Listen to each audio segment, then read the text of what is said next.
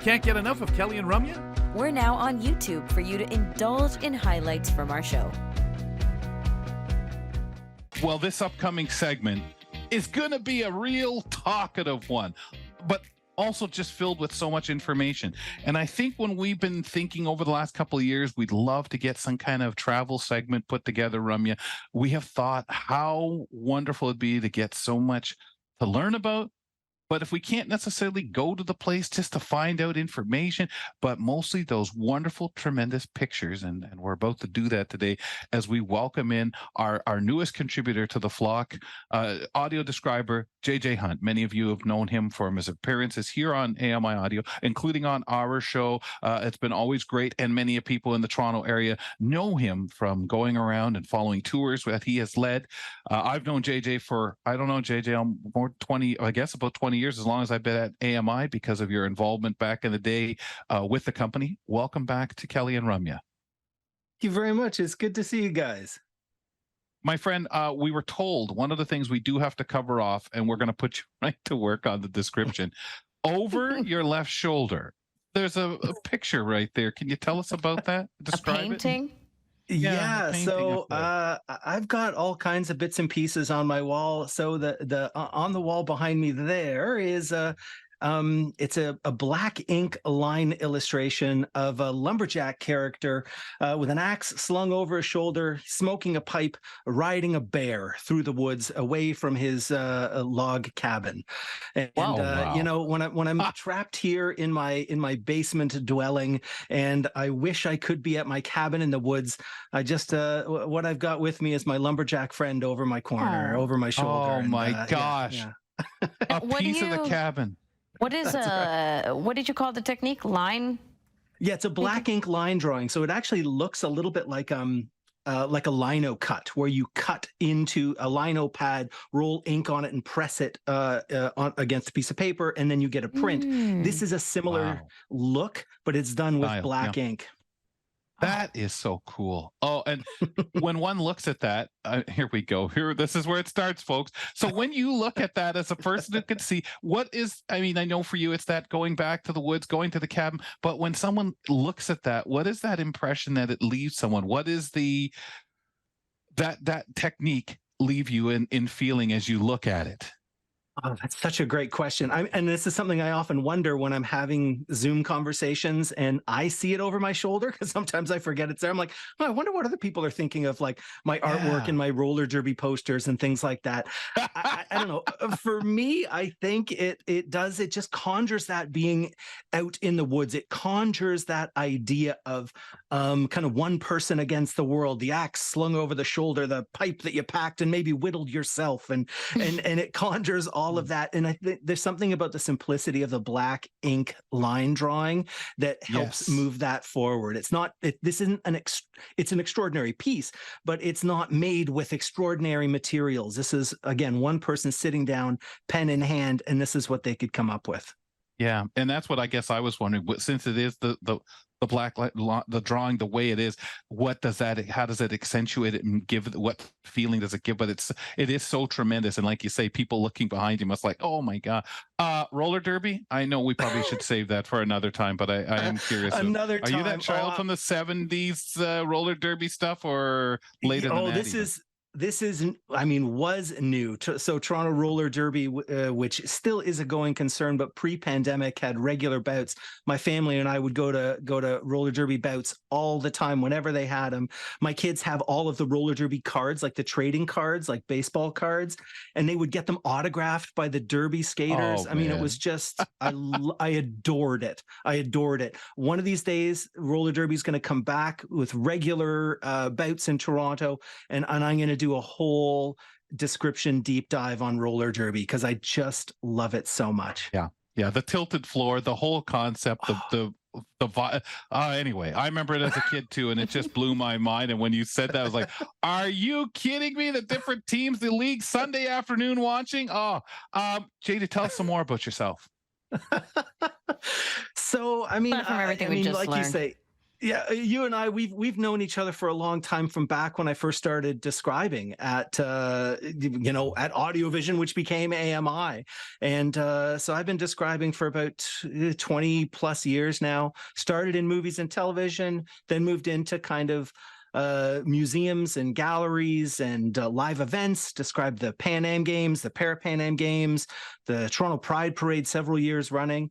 And yeah, then I kind of started moving into these live tours, taking folks from the community on walking tours through Toronto and seeing how far we could push the boundaries on that, teaming up with the CNIB and teaming up with the visionaries to try and like, can we do a described ghost walk? Would that work? How about a historical walking tour of Kensington Market? Or can we go down to the waterfront and imagine what that would have looked like through the years, through the ages? And then trying to marry that kind of perspective, that kind of way of looking at the world, marrying that a little bit with just being someone who is an observer, walking around in the world. So how can description and travel go hand in hand? That's one of the things I've been trying to explore more and more now that my kids are teenagers and they let me out of the house a little more often. Yeah, and speaking of which, like, when did traveling become such a big part of your identity and how you like to spend your time? Has it always been a part of you? Was it brought down because your family traveled so much? My family did a bit of traveling, but really for me, it kind of got locked in post-university. In the late 90s, dating myself. I mean, the silver hair, the silver beard dates me already, but post-university in the 90s, I started backpacking. I was a classic grubby backpacker with the Canadian flag sewn onto the backpack.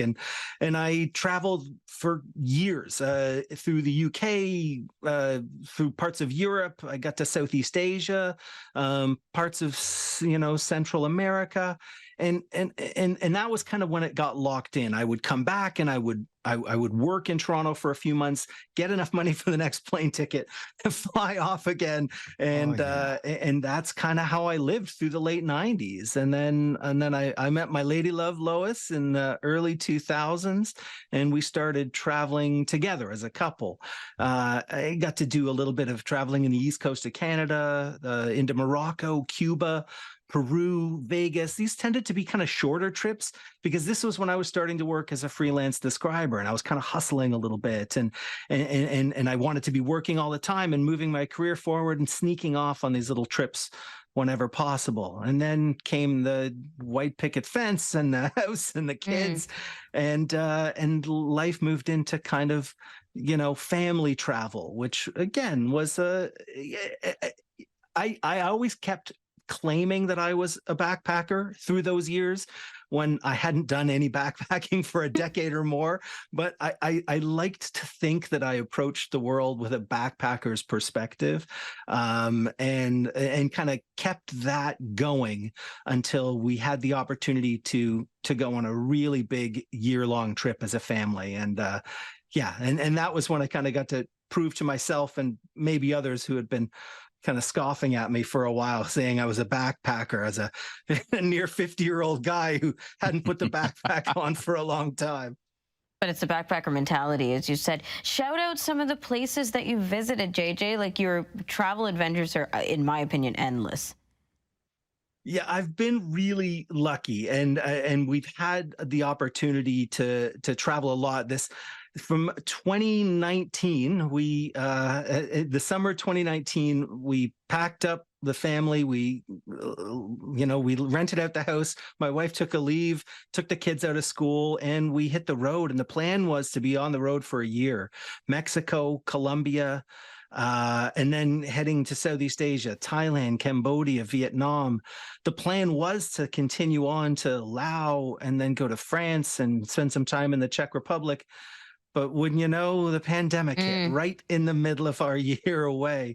So we had to hunker down, get ourselves on an overnight bus so that we could get to an airport that was still flying. We got a last-minute plane ticket, and we got home just before they shut the doors to Canada once again. Wow, yeah. My goodness. And what a way to disrupt that dream, that whole thing. pinnacle of really that guy packing up, traveling, and then coming back, working to continue the hobby and getting married, getting everyone involved and kind of thing. And hey, this is how we become an inclusive family. We get to travel and do some things. I always find it amazing because you've taken that methodology of describing that, seeing things, and JJ, you know, from writing it, from experiencing it, from reading tours, you got to have the right eye, the right way to perceive, see it, tell it. It's a skill that you have mastered incredibly well. We're going to get to a great swimming spot in Mexico that you want to describe for us, that we'll get to in a second. But before we roll into that, anyone else in the family kind of have that interest or technique or see things, or do they kind of like when the kids stop, hey, come on, let's go. Yeah, how well do your kids describe? Don't. Or how well do they appreciate you stopping and saying, guys, take in the moment. Look at that. Yeah, let's go, Dad. Let's go. Yeah, they I mean, they constantly make jokes about, oh, look out, there's another plaque. There's a plaque. We're going to stop and read a plaque, aren't we, Dad? Like, they know. But I think at this point they are, I mean, they've been hearing me describe since they were born, and they've helped me out with it a little bit too. You know, I had a podcast that I've done with my very good friend and your very good friend Christine Malik, Talk Description to Me, where we describe the world around us. And both of my kids actually participated in that podcast.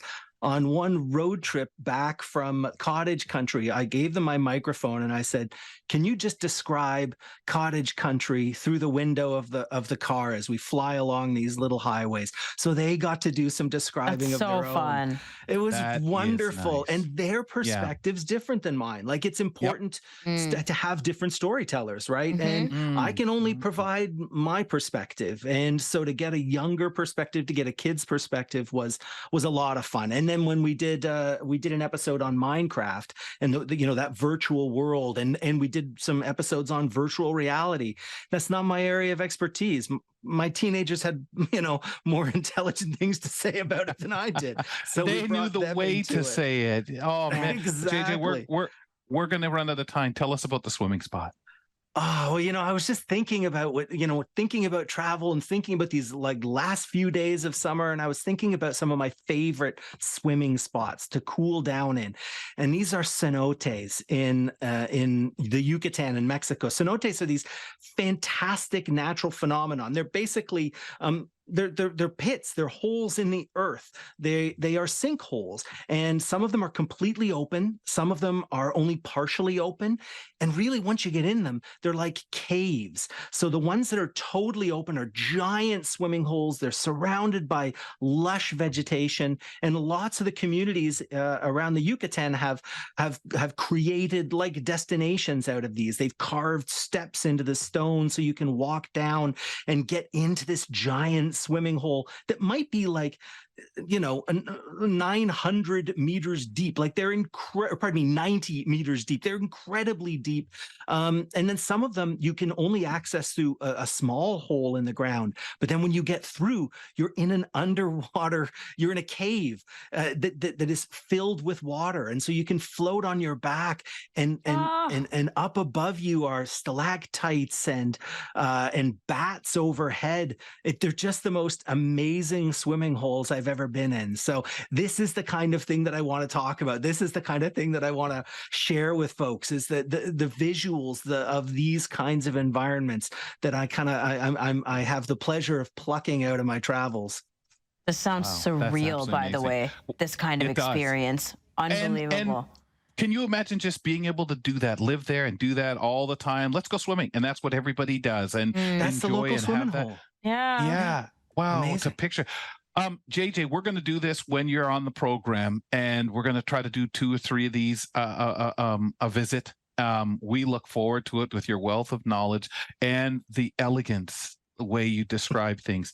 Thanks for doing this for the show. Thanks, guys. I really appreciate it. We'll talk to you again soon. Looking so forward to this. We'll do our travel chats on the third Wednesday of the month with JJ. Please do join us for them and do what I do, sit here with my eyes closed and just, wow. So when he's done and Ramya and I are sitting in our spaces with our eyes closed, we're not sleeping. We're When we're at lost our in those pictures. local community center swimming pool, we'll be thinking about this spot in Mexico. Yeah, you float on your back there with the bats flying above. That's the only thing that kind of got me. I was like, no, I don't know if I'll do that. Just say bats? Yeah. Yeah. Thanks for watching. You can catch Kelly and Ramya weekdays from 2 to 4 p.m. Eastern on AMI.